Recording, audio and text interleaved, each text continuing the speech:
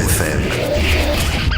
Tempo FM. Bonjour Thierry Djoudjou, responsable de LTD Formation. Nous sommes aujourd'hui invités à l'événement que vous organisez ici à l'espace Léo Lagrange.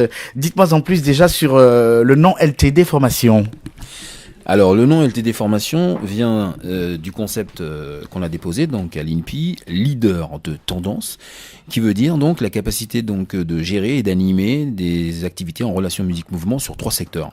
La forme, donc pour les métiers du fitness, instructeur fitness, le métier du spectacle, donc dans l'univers du spectacle avec la fonction donc de chorégraphe-interprète, et aussi l'univers du tourisme avec, à travers les fonctions d'animateur tout simplement. Donc qui sont quand même des secteurs qui sont très demandeurs sur la saison estivale. Merci pour ces informations et ces éclaircissements. Parlez-moi un peu plus de l'événement qui s'organise dans quelques minutes. Tout à l'heure, les convives vont pas tarder à arriver, je pense.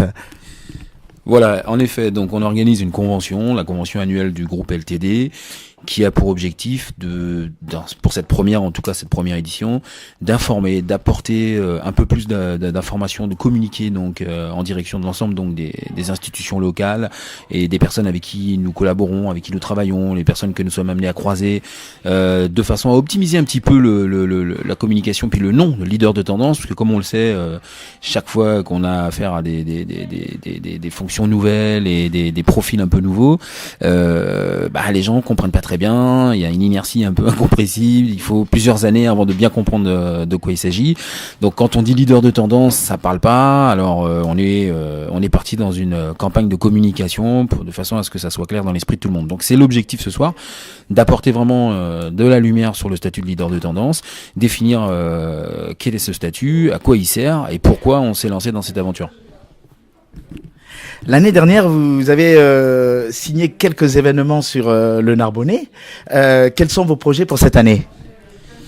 Alors cette année, on va renouveler déjà ce qui a marché l'année dernière.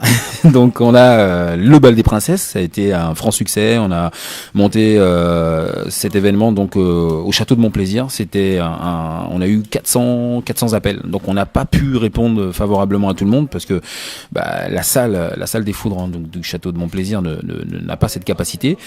Et donc on a décidé cette année naturellement de renouveler l'opération, mais par contre on le fait sur 2 jours. Voilà, donc ça sera logiquement, en tout cas on l'espère, un aussi bel événement que l'année dernière, mais étendu sur 2 jours. Ensuite on va reprendre bien sûr, comme la plupart des associations sur Narbonne, donc un gala de fin d'année. On va également proposer donc un spectacle donc à la mairie de Narbonne, on espère qu'il sera accepté, qui s'appelle Soul Cruise. C'est un hommage donc à la musique soul des années 70-80 où on va faire sortir un peu l'ambiance de l'époque, les clivages noir blanc. On a essayé de passer un petit message à travers ça, faire un petit hommage à la musique soul et la naissance de cette musique qui nous parle beaucoup parce que nous sommes, vous l'avez compris, des danseurs avant tout, et on apprécie de danser sur des morceaux très connus de cette époque. Quelques-uns sont remixés, et là on prépare quand même, je pense, un très très beau spectacle. Les personnes qui sont en formation chez vous ont d'autres projets éventuellement. Vous pourrez nous offrir un petit scoop par exemple ?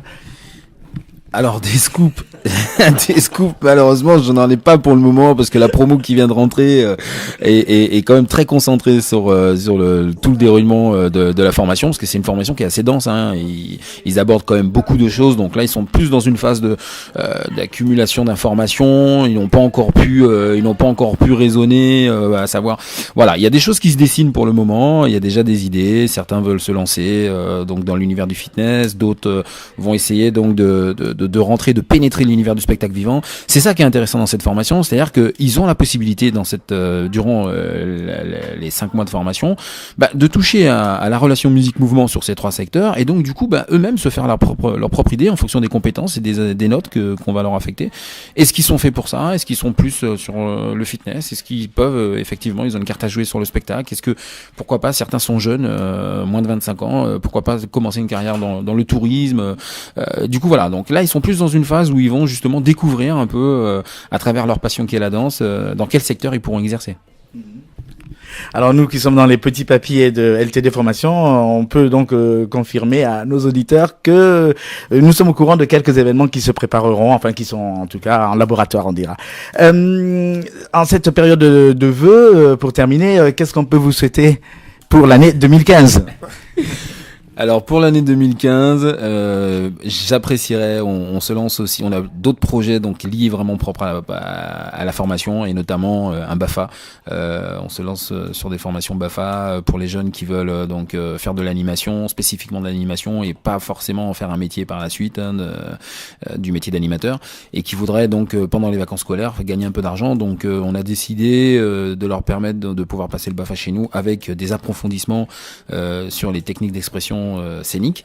Alors voilà, vous pouvez me souhaiter d'avoir du monde, nous souhaiter également donc de réussir cette année le challenge donc de pouvoir travailler sur des financements avec la région pour que la région nous accompagne dans la validation des dossiers qu'on leur donne, parce que c'est toujours ça le problème quand même, hein. On a beaucoup de jeunes qui nous appellent, qui sont très motivés pour suivre notre formation, mais le nerf de la guerre c'est quand même l'argent et il faut quand même que derrière il y a des gens qui suivent. C'est aussi la raison pour laquelle on fait cette convention. Thierry Joujou, de la part de Tempo FM, eh bien, recevez tous nos meilleurs vœux de réussite pour cette année, à vous, vos partenaires et bien sûr les personnes en formation également. Merci beaucoup pour cette interview. À bientôt. Au revoir. Merci à tous et à très bientôt. Merci Albert. Tempo FM.